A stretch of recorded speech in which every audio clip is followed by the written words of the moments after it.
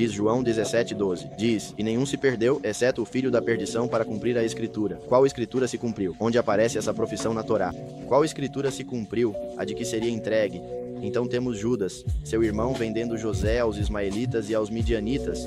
Então vemos que Judas, em Gênesis 37, vemos quando vendem José. Então Judas disse a seus irmãos no verso 26 do 37, o que vamos ganhar matando nosso irmão e ocultando sua morte? Vinde, vendamo-lo aos ismaelitas. Isso é curioso porque Paulo explica que os ismaelitas representam os judeus de carne que rejeitam o Messias. Então os Yahudim que estavam lá, que rejeitaram o Messias e decidiram matá-lo, deram dinheiro a Judas para que ele o entregasse.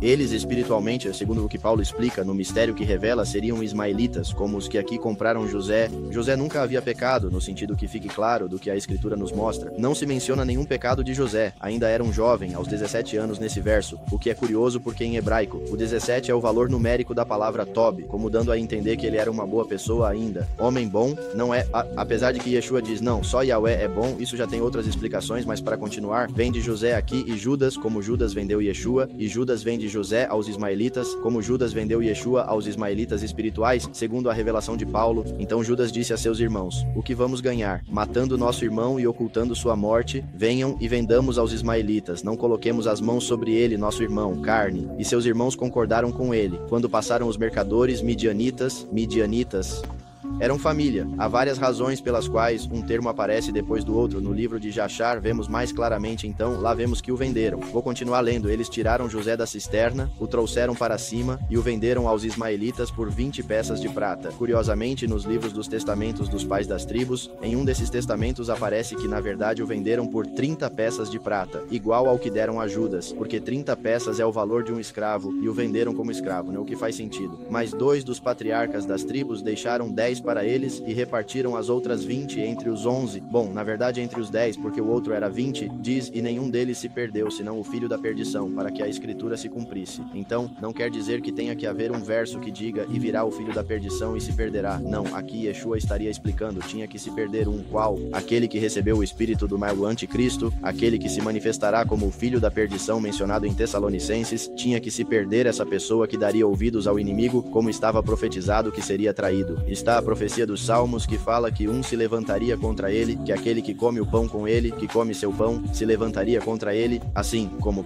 faz referência ao verso pela forma que está escrito, como Esaú colocou seu pé, levantou seu pé contra ele no ventre da mãe, contra Jacó. Então, assim como Esaú se levantou contra Jacó no ventre, e assim como Davi escreve profeticamente que Gitofel, seu conselheiro, se levantou contra ele e se uniu a um de seus filhos que se rebelaram e tomaram o reino por alguns dias, da mesma maneira se levantaria um entre os discípulos e trairia o Messias, um dos seus, assim como também estava profetizado em Gênesis 37, que um Judas das 12 tribos, como dos 12 discípulos, venderia ao ismaelita, neste caso espiritual, ao Messias como um escravo, o que aconteceu claramente. Salmo 41:9, no Salmo 41:9 diz, outra profecia a qual se referiria Mateus, ainda o homem da minha paz em quem eu confiava, ainda o homem da minha paz em quem eu confiava, aquele que comia do meu pão, levantou o pé contra mim. Então Davi, em relação à sua própria experiência, à sua própria vida, estava falando de Ahitofel no final do verso. Levantar o pé contra mim faz alusão ao que Esaú fez contra Jacó. E essas duas são proféticas porque, por um lado, um dos discípulos, como conselheiro, como amigo próximo, se levantou contra Yeshua Hamashiach, como Ahitofel, que era de sua paz, de Shalom, amigo, em quem eu confiava, aquele que comia do meu pão. Lembrem-se de que Yeshua deu um bocado a Judas, através do qual Satanás entrou nele, pelo que ele havia pensado, então comeu do pão do Messias. Lembrem-se de que ele molhava o pão no mesmo prato. Isso se cumpre profeticamente. E por outro lado, ao levantar o pé contra mim, como Esaú levantou seu pé contra Jacó, curiosamente, Esaú, dos Edomitas, era a terra de Iscariotes, de onde vinha Yaudá Iscariotes, Judas Iscariotes, e tudo indica que ele seria geneticamente um Edomita, ou seja, descendente de Esaú que levanta seu pé contra um verdadeiro descendente de Jacó, Yeshua Hamashiach. O outro, tomando esse lugar usurpando o que se dizem judeus, não são que são a sinagoga de Satanás, como diz Apocalipse 2:9 e Apocalipse 3:9,